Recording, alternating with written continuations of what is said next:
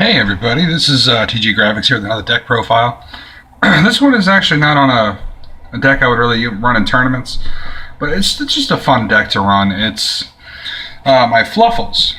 I've been trying to come up with a great combination with this deck, and I'm still having trouble with it, but I've had a lot of fun with this deck so far. You know, it's not really the greatest competitive, especially against the format right now, but it's still really a lot of fun to play. As long as you can find out the right combos for it, which I haven't fully found out myself, so. But it's a 9-card extra deck with a 40-card main deck, so let's get straight to it.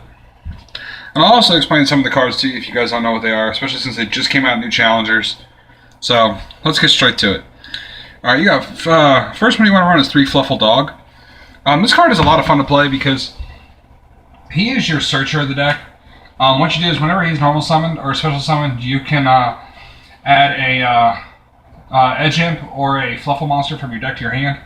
So he's extremely easy to pull off. I mean, he's not that big. He's not that low of attack either. He's got 1700 attack, so he's still pretty good with that.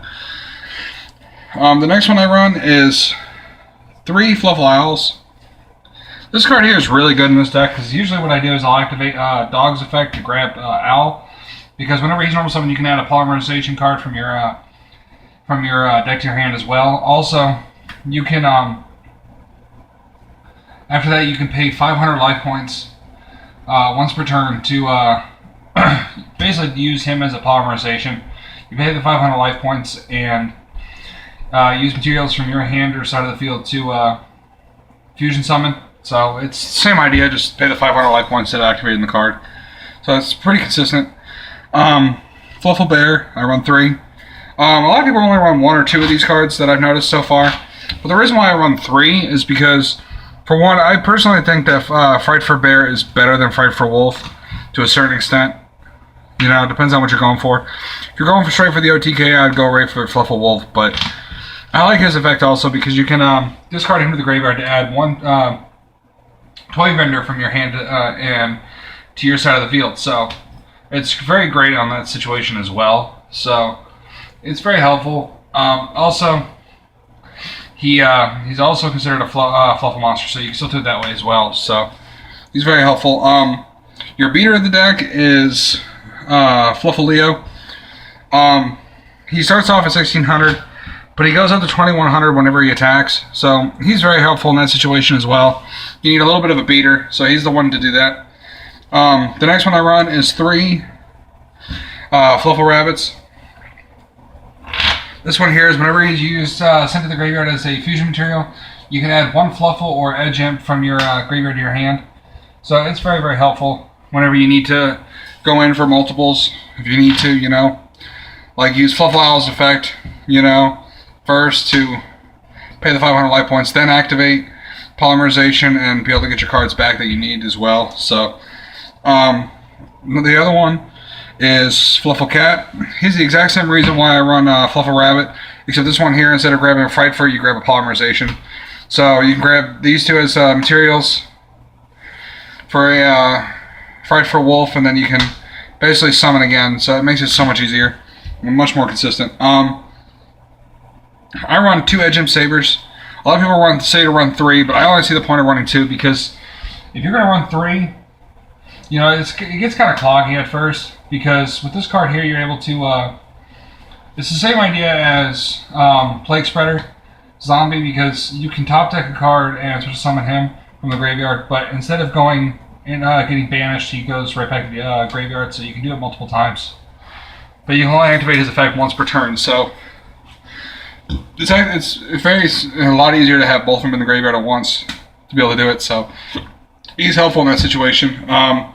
For the 1-ofs, I run 1 Tour Guide, since it's all we can run now, to be able to grab Edge Imp faster, because he's a fiend as well.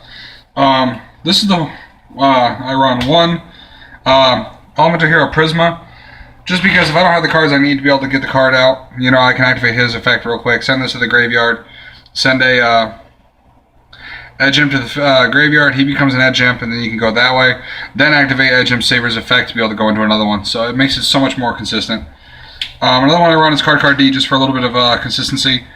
to be able to get past a couple of things. For one of the cards people are kind of surprised that I run is one Fluffal the Male Branch, the Burning Abyss. The reason why I run this honestly is because it banishes one of your opponent's monsters until the end turn. So it's very helpful in this situation because if you need to find a way to get around certain things, you know what I mean? So this is your way of doing it, you know, to be able to get around certain things.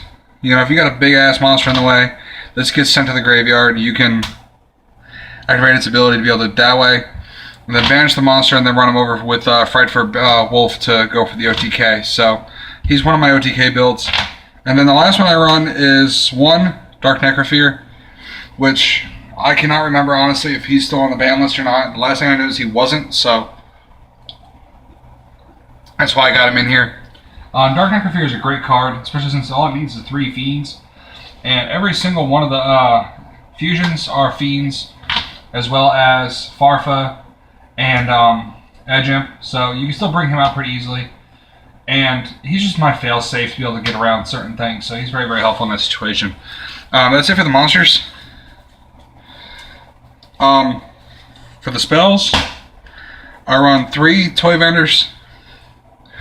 A lot of people only run 2, but I love running 3 because with 2 reasons. One, I can activate Bear's Effect when it gets set. You can either flip it face up or you can leave it face down, because when it's face up, once per turn you discard a card from your hand to draw a card, and if it's a Fluffal monster, you can special summon 1 monster from your hand. It does not have to be the one you drew, but if it's not, you discard it to the graveyard, which, I mean, can be helpful in the situation, but sometimes it can kind of backfire, so you gotta be careful with that. But another reason why I like setting it when it gets set out is because whenever it's set and your opponent destroys it, you can add a Fluffal monster from your deck to your hand as well, so it's very, very helpful in the situation. 3 of those. You can run different formations that you want with this, but I run 2 polymerizations and 1 fusion substitute. You can either run 2 fusion substitutes in a poly, or 3 polys, or 3 fusion substitutes, but the reason why I like the fusion substitute is because I can recycle